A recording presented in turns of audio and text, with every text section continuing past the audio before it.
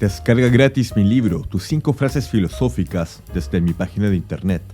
Con él podrás despertar a tu inner filósofo, explorando lo que esconden frases tan cotidianas como te amo o hago lo que quiero. Verás cómo la filosofía está presente en cada aspecto de tu vida. Ingresa a mi sitio, introduce tu nombre, tu email y recibirás este ebook en tu bandeja de entrada. No dejes pasar esta oportunidad para comprender el mundo desde una nueva perspectiva.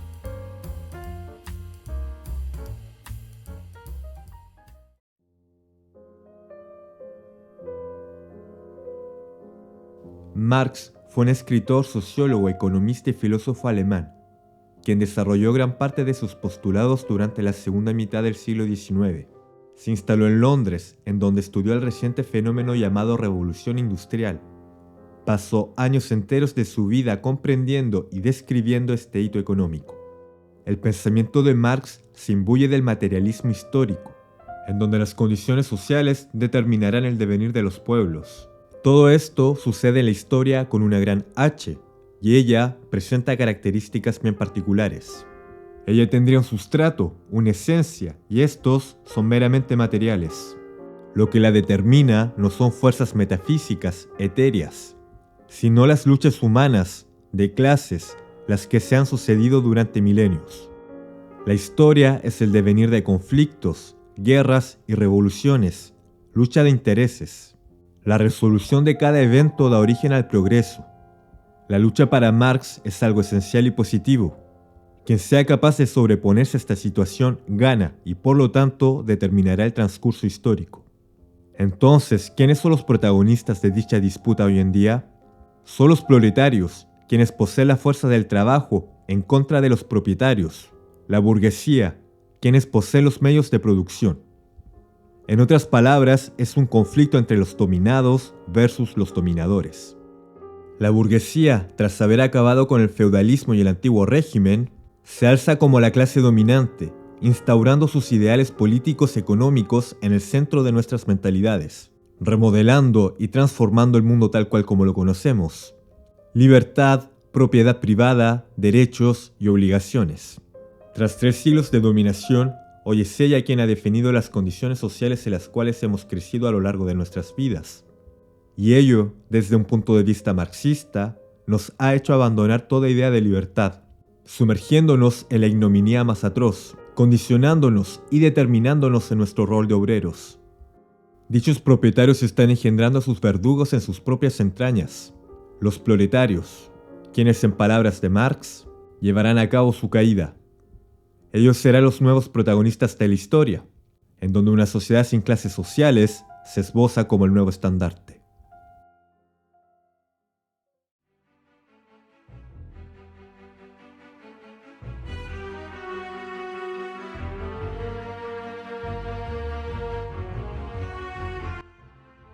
La conciencia humana, la capacidad intelectual que nos permite elegir entre lo bueno y lo malo, no es quien determina nuestro ser, sino que al contrario, para Marx tenemos las ideas de nuestra condición social. Por lo tanto, dicha capacidad de discernir es condicionada por nuestra situación socioeconómica.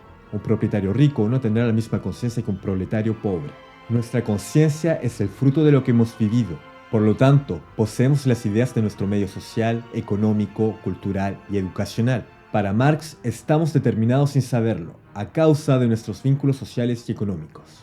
Según Marx, la libertad es la capacidad de autodeterminarse la conciencia. Lamentablemente, todas las diferencias socioeconómicas que describíamos anteriormente imposibilitan la capacidad de autodeterminarse. ¿Por qué me dirás tú? Porque supongamos que si somos determinados por ellas, todo lo que somos ya ha sido definido por alguien más. Por lo tanto, la libertad de autodeterminarse no entra en esta ecuación. Lo queramos o no, todo esto nos condiciona a pensar de una determinada manera. Para Marx, si no podemos modificar la situación económica en la cual yacemos, nunca seremos capaces de autodeterminarnos. Ergo, no podemos pensar de otra forma de la cual ya la hacemos. Hemos nacido de un vientre marcado a fuego y es imposible deshacerse de esta cicatriz. Entonces, si nuestras ideas son el fruto de una realidad socioeconómica que no hemos elegido, no existe la libertad. La conciencia humana no es libre y esta estaría determinada por una realidad histórica.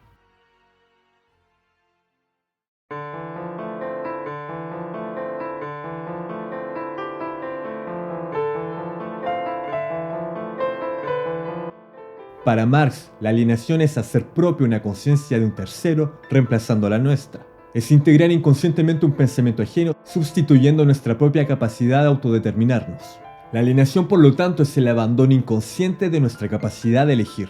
En este caso en particular, hacemos propia la conciencia de alguien ajeno, el propietario, aquel rico quien ya determinó las condiciones socioculturales en las cuales ya hemos crecido. Marx afirma que el trabajador normaliza y banaliza su condición de dominación. Incluso él la sostiene, porque él necesita de ese trabajo. De una forma u otra es necesario llenar el refrigerador para poderse alimentar. La alienación es el proceso por el cual alguien que se encuentra en una situación de desventaja aceptará inconscientemente una realidad que no le favorece. Además, le resulta imposible de ver que justamente la situación en la cual él se encuentra no le ayuda en nada. Sin hacerlo al propio, hay una defensa implícita de este modelo. Toda esta problemática marxista se traduce en una situación de ventaja para el empleador. Es una victoria fulminante. Y acá me permito hacer un hincapié. Con consentimiento y con el acuerdo del proletario no existe explotación. Una voluntad ajena ya se apoderó de nuestras conciencias, reemplazándola y llevándonos a aceptar nuestra condición de dominados. Justificamos, por lo tanto, sin darnos cuenta, relaciones socioeconómicas que no nos favorecen en nada. Todo con la finalidad de poder pagar el alquiler a fin de mes. Ahora bien, la estabilidad de este sistema algo vicioso se encuentra en que el trabajador que yace en situación de dominado no es capaz de describir racionalmente lo que ocurre. Él va a adherir y legitimar dicha dominación. Para Marx, esto va mucho más allá de aprobar su propia sumisión, es convertirse al mismo tiempo en responsable de su condición de dominado.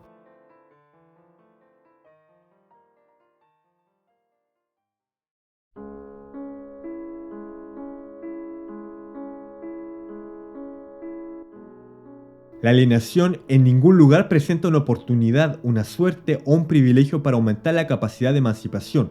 Al contrario, es un proceso que provoca un intercambio de conciencias, el cual nos lleva a validar nuestra condición de sumisos. Aniquilamos, volvemos en nada nuestro poder de desarrollo.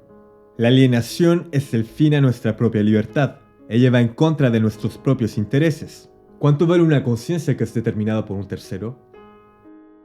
Entonces, si recapitulamos un poco, la persona alienada es lo que es el títere al marionetista. El títere puede moverse en una zona, pero esta no ha sido determinada por él. Además, él no tiene el control sobre el movimiento de los hilos. El trabajador así se convierte en un ente dependiente de su empresa, tal títere que es dependiente del marionetista, por lo cual él justificará su condición sin siquiera cuestionarla.